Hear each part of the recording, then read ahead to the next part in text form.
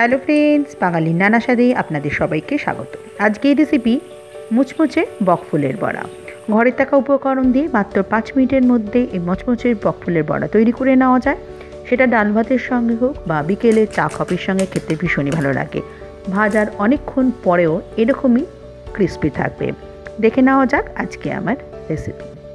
এই সময় বাজারে সুন্দর করে ঝুড়িতে সাজিয়ে মাসিরা বকফুল বিক্রি করে। বকফুল আমি দু রকমের দেখেছি, একটা সাদা রঙের, একটা লাইট পিঙ্ক কালারের। এবার আমি বকফুলগুলো বেছে নেব। বকফুলের ভেতরে একটা শক্ত ডাঁটির মতন অংশ থাকে, সেটা ফেলে দিলেই কিন্তু হয়ে যায়। আর একটু ভেতরে চেক করে নেবেন যে কোনো পোকা বা নোংরা আছে কিনা। অনেক সময় কিন্তু এই বকফুলের ভেতরে ছোট ছোট পোকাও থাকে। আমি এভাবে করেই সব বকফুলগুলো বেছে নেব। আপনাদের সুবিধার জন্য একটা দেখিয়ে দিচ্ছি। দেখুন, ডাঁটিটা কিন্তু একদম বকফুলের ওপরের দিকের অংশেই থাকে, খুব সহজেই ফেলে দেওয়া যায়। আর একটু চেক করে নেবেন ভেতরে কোনো পোকা আছে কি না। আমি দেখে নিয়েছি, জাস্ট ওপরের দিকে ডাঁটিটা একটু বাদ দিয়ে দিলাম। আমি এভাবে করে সব বকফুলগুলো বেছে নিয়েছি। এবার সব বকফুলগুলো পরিষ্কার করে জল পাল্টে ভালো করে ধুয়ে নিতে হবে। বকফুল এখানে ভালো করে ধোয়া হয়ে গেছে, ধুয়ে জল ঝরিয়ে নিতে হবে। এবার ভাজার জন্য একটা ব্যাটার তৈরি করব। একটা বড় পাত্র নিয়ে নিয়েছি, এর মধ্যে দিয়ে দিচ্ছি আমি টেবিল চামচের ভর্তি করে উঁচু উঁচু করে নিয়েছি 5 টেবিল চামচ মতন বেসন নিয়েছি।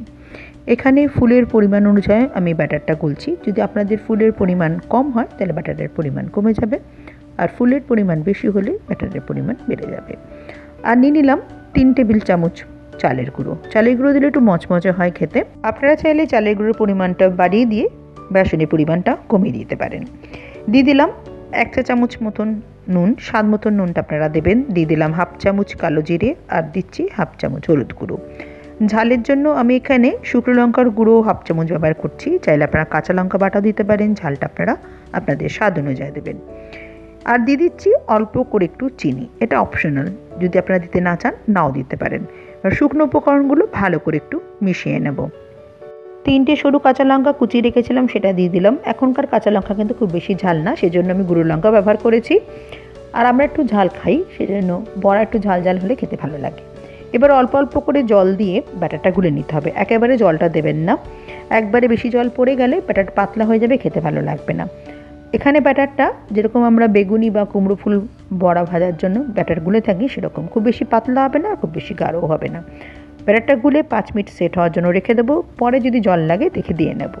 5 মিনিট হয়ে গেছে। দেখুন ব্যাটারটা আগের থেকে অনেকটাই কিন্তু গাঢ় হয়ে গেছে। এর মধ্যে 2 টেবিল চামচ মতন জল দিয়ে ভালো করে ব্যাটারটা গুলে নেব। আমি আজকে সম্পূর্ণ নিরামিষভাবে বড়াটা তৈরি করছি। আপনারা চাইলে এই ব্যাটারের মধ্যে 1/2 চা চামচ রসুন বাটা দিয়ে গুলে বড়া তৈরি করতে পারেন, খেতে কিন্তু ভীষণ ভালো লাগে।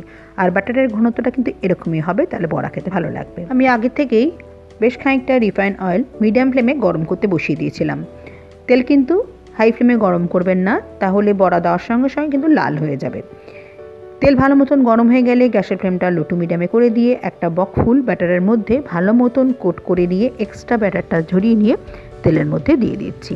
এভাবে করেই আরও 4টে বকফুল ব্যাটারের মধ্যে কোট করে নিয়ে তেলের মধ্যে দিয়ে দেবো। গ্যাসের ফ্লেমটা কিন্তু এখন লো টু মিডিয়ামেই আছে। আমি 5 পিসই বড়া দিলাম, এর থেকে আর বেশি দেবো না।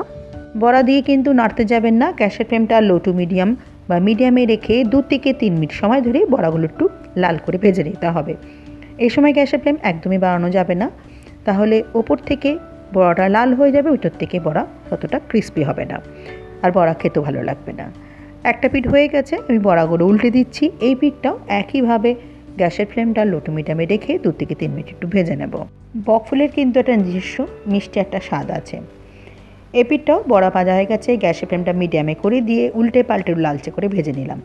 এবার গ্যাসের ফ্লেমটা একদম লোতে করে দিয়ে একটু সাইড করে দিচ্ছি এক্সট্রা তেলটা ঝরাবার জন্য। একটা কাঁটা চামচ দিয়ে আমি বড়াগুলো একটা প্লেটের মধ্যে তুলে নেব। দেখুন বড়ার গায়ে কিন্তু একদমই তেল নেই। আপনারা চাইলে বড়াগুলো টিস্যু পেপারে ভেজেও তুলে নিতে পারেন। আমি বড়াগুলো তুলে নিয়েছি, ওই তেলের মধ্যেই আরও 4টে বড়া দিয়ে দিলাম। এভাবে করে 2 থেকে 3 ব্যাচে আমি বাকি বড়াগুলো সব উল্টে পাল্টে লালচে করে ভেজে নেব। সব বড়া এখানে আমার ভাজা হয়ে গেছে। সার্ভ করার জন্য আমি একটা প্লেটে তুলে নিয়েছি। দেখতে যতটাই ইয়ামি, খেতে কিন্তু ততটাই টেস্টি হয়। সেটা গরম ডাল ভাতের সঙ্গেই হোক বা বিকেলে চা কফির সঙ্গে স্ন্যাক্স হিসাবে। আওয়াজ শুনে বুঝতেই পারছেন কতটা মচমচে হয়েছে। ভেঙে দেখিয়ে দিচ্ছি, ভেতর থেকে কিন্তু একদমই ভালো মতন ভাজা হয়ে গেছে। আর ভাজার পরেও অনেকক্ষণ এরকমই মচমচে থাকবে। আজকে আমার রেসিপি ভালো লেগে থাকলে এটা লাইক করে সবার সাথে শেয়ার করার অনুরোধ রইল। আমার চ্যানেলটা সাবস্ক্রাইব করে দেবেন, পাশে থাকা বেল আইকনটা প্রেস করে দেবেন নোটিফিকেশান পাওয়ার জন্য। আবার কোনো নতুন রেসিপি নিয়ে আমি আপনাদের সামনে হাজির হয়ে যাব। আপনারা সবাই ভালো থাকবেন, সুস্থ থাকবেন। নমস্কার।